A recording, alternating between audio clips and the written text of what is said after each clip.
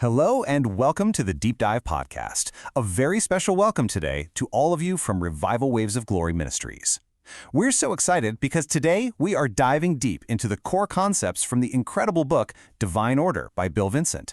We're going to unpack the central idea that there is a divine blueprint, a protocol for approaching God that can literally unlock profound blessings in your life. So, here's how we're going to break this down. Think of it like a journey. We're going to follow the book's amazing metaphor of approaching a king in his royal court. First, we'll look at God's blueprint for order. Then, we'll talk about entering the sacred courts. After that, it's all about the protocol of praise. Then comes the really good part, a king's lavish blessings. And finally, we'll wrap up by looking at the cost of his presence. It's going to be a fantastic journey. All right, let's jump right into our first section, God's blueprint for order, and really understanding this divine design for worship and presence. So the whole thing kicks off with this foundational idea from the book. God is a God of order. We're talking decency, precision, but this isn't just about things being tidy. No, it's way deeper.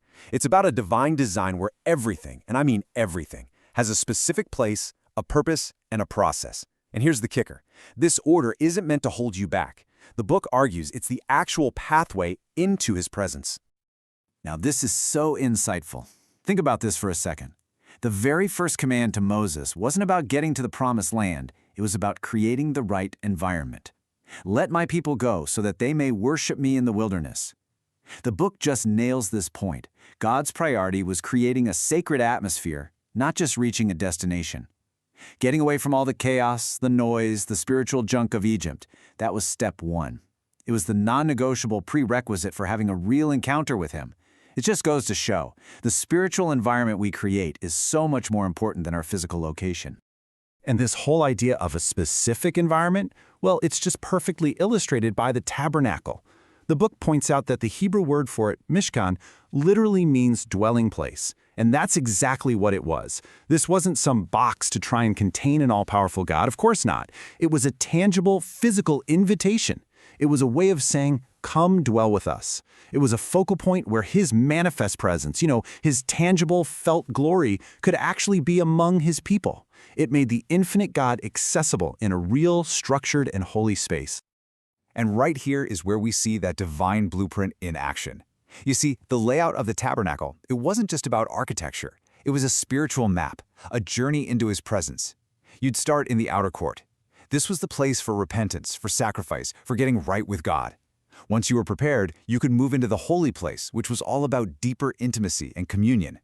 And then, the final destination, the most holy place. This is where God's glory literally dwelt. It was this clear, step-by-step path, and each step you took required a deeper level of preparation and reverence. Okay, so you might be thinking, that's a great history lesson, but how does an ancient tent apply to me today? Well, that's what this next section is all about. Entering the sacred courts. The book makes this beautiful transition from the physical tabernacle to a deeply personal, spiritual concept, the sacred courts. This is the environment where your divine potential is meant to be unlocked. And the book frames this whole idea with this incredibly powerful verse. Better is one day in your courts than 1,000 elsewhere. I mean, just let that sink in. The psalmist isn't just waxing poetic here. He's making a powerful value statement. He's saying that one single day spent in God's presence, in that sacred environment, is more transformative, more healing, more peaceful than 3 years of just striving and stressing and working in your own strength out in the world. It's a radical statement about what truly matters. So what are these courts of the Lord, really? The book gives us this perfect analogy of a royal court. See, it's not like a public courthouse or a government building. No, it's the personal, private, and exclusive environment that surrounds a king. It's the inner circle. It's the place where the king's presence is most potent, his authority is undeniable, and his favor is given out. It's the absolute center of power and provision for the entire kingdom. And this is maybe my favorite analogy in the whole book. It just captures the core argument so perfectly. Think about an apple seed. Inside that tiny seed is the potential for an entire orchard, right? But if you just leave it on a windowsill, what happens? Nothing. It just stays a seed. Its potential is never realized. The book says our spiritual lives are exactly like that. You have so much God-given potential inside you, but it's the environment that activates it. The sacred courts, that's the rich soil. That's the perfect environment designed to help you grow into everything you were created to be. So, how do we get there? Well, the path is crystal clear. The Bible says, "Enter his gates with thanksgiving and his courts with praise." Notice the order. It's not a free-for-all. There's a protocol.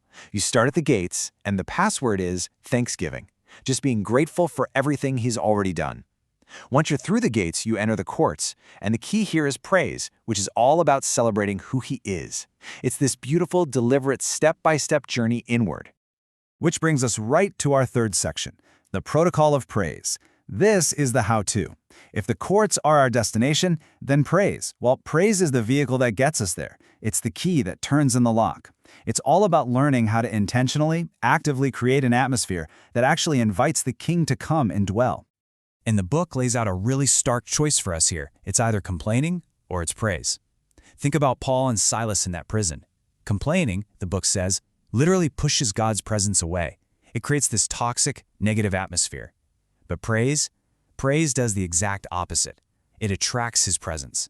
Even in the darkest, most hopeless situation imaginable, stuck in a dungeon, their praise created this Eden-like atmosphere that was so powerful it invited God's presence in and literally broke the chains. It's a game changer. By the way, for more amazing insights like this, you can always check out revivalwavesofgloryministries.com.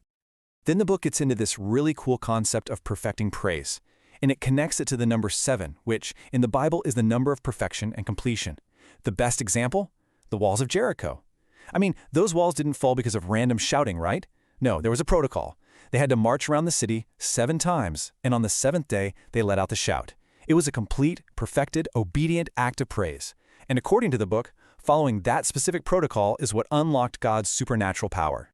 So why is creating this atmosphere of praise so important? Well, again, think about a physical king's court. What's its purpose? First, it controls the environment for the king. Second, it protects the king's attitude. You want to keep the king happy. Third, it maintains an order that reflects the king's own character. And finally, it's there to display the immense value and worth of the king.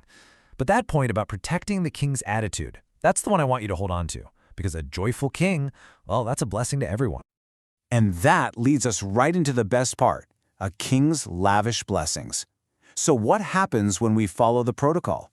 What happens when our praise makes the king joyful?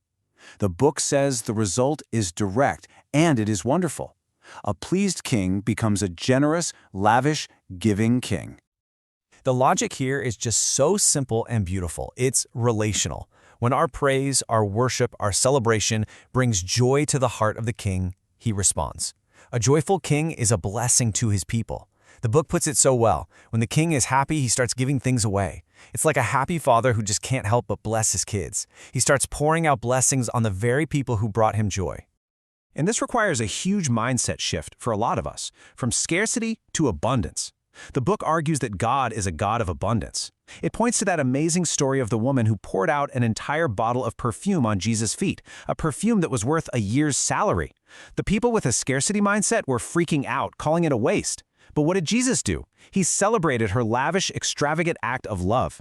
This shows us we have a God who isn't put off by our extravagance in worship. In fact, he welcomes it, and he responds with his own extravagant blessings in return. Now here's a key spiritual principle the book unpacks. It's like a law of kingly protocol. When you declare a king's greatness, he is compelled by his very nature to prove it. So, when you declare God's attributes, when you say, you are a provider, you are a healer, he is compelled by his own honor to show up and be who you've declared him to be. So when you declare Jehovah Jireh, which means the Lord will provide, you are literally activating his provision. You're inviting him to manifest that specific part of his character in your life. Okay, and finally, let's talk about our part in all this, our responsibility. This is Section 5, the cost of his presence. Because the book is really clear that entering the king's presence is an unbelievable privilege. But just like any royal court, it comes with expectations. There's a protocol for approaching the King of Kings, and it has to be honored. And the absolute non-negotiable entry requirement, humility. Proverbs says, do not exalt yourself in the king's presence. Why? Because the lower you position yourself before a king, the more responsibility the king takes for you. It's this incredible paradox. When you try to puff yourself up, you actually cut yourself off from his favor. But when you humble yourself, when you acknowledge that you are completely dependent on him, it activates his royal responsibility to take care of you. So here are the 5 practical rules of royal protocol, straight from the book. Number one, you must be invited. And the good news is the invitation is always open, but we have to respond. Two, your appearance must be right. We're not talking clothes, we're talking a clean heart and pure hands. Three, mental preparation. Don't just rush in. Focus your mind, be ready to listen. Four, bring a gift. And the greatest gift you can bring the king isn't money, it's your worship, your thanksgiving, your obedience. And finally, number five, wait for his release. This is so important. Don't just get what you want and rush out. Linger in his presence, wait on him. And look at the benefits of following this protocol. The rewards are just all-encompassing. When you live in his presence, you get access to the 4 pillars of kingdom blessing. You get his power to overcome whatever you're facing. You get his favor, which opens doors no one can shut. You get his glory, which literally transforms you from the inside out. And you get his wealth, and that means everything you need to accomplish his purposes. So, as we wrap up, we're left with this one big question to take with us. What does it mean for you to build a court for the divine in your own life? Based on everything we've talked about, environment, praise, protocol, how can you, today, start to intentionally create an atmosphere in your home, in your car, in your own heart that consistently invites the presence of the King? That's the real takeaway.